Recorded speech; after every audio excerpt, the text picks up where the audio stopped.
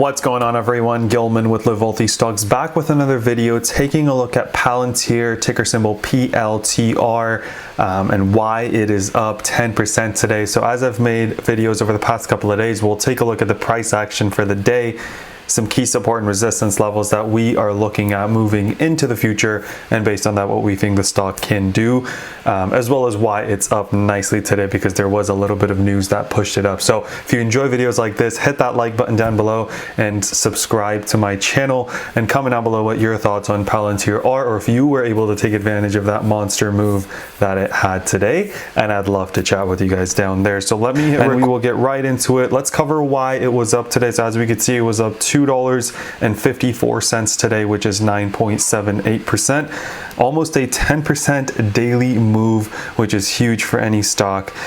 So let's take a look at why. So the reason being that they announced that the U.S. Army's Program Executive Office for Enterprise Information Systems, huge name, opted to execute the second year of its partnership with Palantir on the Army Vantage program for $113.8 million. So great big contract. The fact that, it's got that second year going means great news for the Palantir, both company and stock, right? Because just shows that the interest is definitely there. They were up, 7% as of that time, but now they're up about 9.78%. So great momentum with the stock already, as we had kind of seen, right? But this news really helped push it out. So this wedge is something that we were looking at, forming a pennant and a breakout. We are above the top end of this, so we'll kind of see how that plays out. But let's take a look at the support and resistance levels that we were looking at on a one-day chart. So if you guys remember, what we had was kind of a close in the 26s, and we talked about the first level of resistance being in that 26.82 level, and then we got that resistance at 28. And I think based on that, we did really well in identifying those levels of support and resistance for the stock coming up, because what we saw was in pre-market dropped all the way to 24.60s, right out of the gate in the open. The stock ran up, right, kind of in the pre-market, and at the beginning of open, it ran up all the way to 27. Now that's not a perfect bounce off of this, but it's close enough, right? And then it broke below VWAP, kept going down. This is that upward line of the wedge that we have coming up. So as you can see, it took a little bit of time to come back up, went down, and then finally gathered enough energy to come back up. Then was the VWAP test, right? You guys know I love taking a look at the VWAP. It shows relative strength or weakness for any given stock in a day, like intraday, during the day. As we can see, hit, finally broke through, and then if you've seen my videos, this is the next level. We're looking at high 26s. As you can see, it went up, came back down to test it, but then finally made it back up again. And then again, next level we're looking at is 28.05, right? It's level after level after level on a green day like this. So then we saw, this push, a little bit of pullback, push, and guess what? We got rejected there, right? And then we tried making it up there a couple times, really rejected, and then came down, and then slowly made its way up to be rejected again, and then came down to the 27.66, only to then push up higher, knock out this level, and then kind of close a little bit sideways, down a little after. No, we're not down after hours, it's only down a penny after hours, so pretty flat after hours. But as you can see, great trading day for Palantir. Close to close, we're up 254.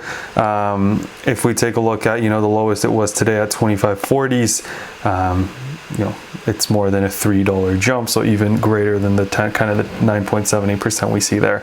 So great trading day for Palantir. I think, like I said, I'm long in this company. I think this company has potential, so I'm really excited to kind of see what's next. Let's take a look at what we have coming up in terms of resistance, and then we'll take a look at what we have coming up in terms of support, if we see, depending on whether we see a green day or a red day. So from a resistance level, right, the first and foremost is this 28.94, the high of today, knockout, no big deal there. And then the next level of resistance, I think, comes right at this mid 29s here before we kind of break the 30s.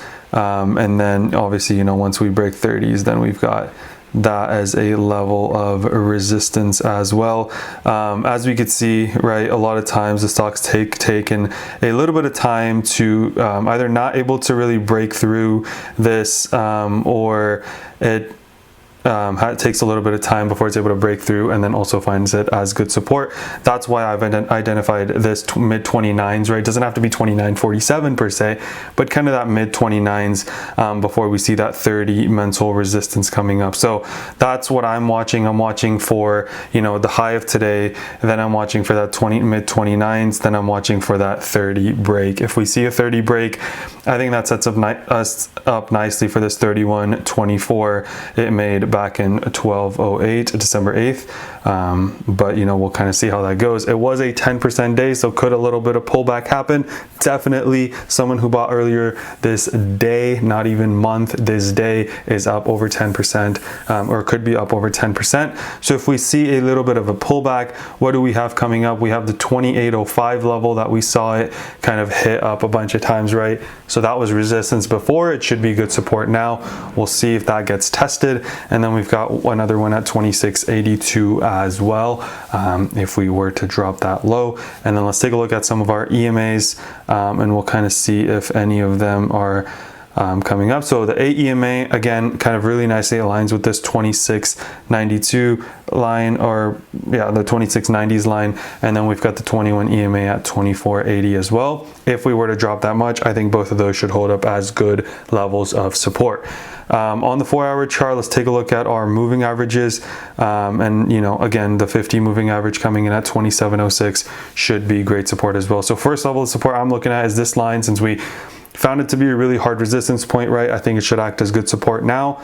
We've got the 50-day moving average at 2706, which kind of really nicely aligns with our AEMA as well, or excuse me, our 21 EMA as well around this mark. So essentially high 26, low 27 should be the next level of support after 28. And then after that will be that EMA that I just shared, which is down here in the 2480 in the 21 EMA, the 21 EMA on the daily chart.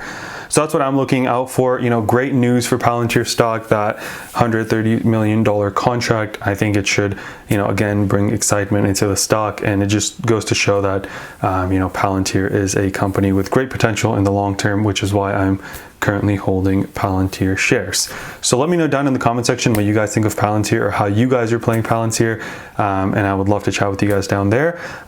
Don't forget to like and subscribe to my channel if you enjoy these videos. Let's remember to be a bit better every single day, and until next time.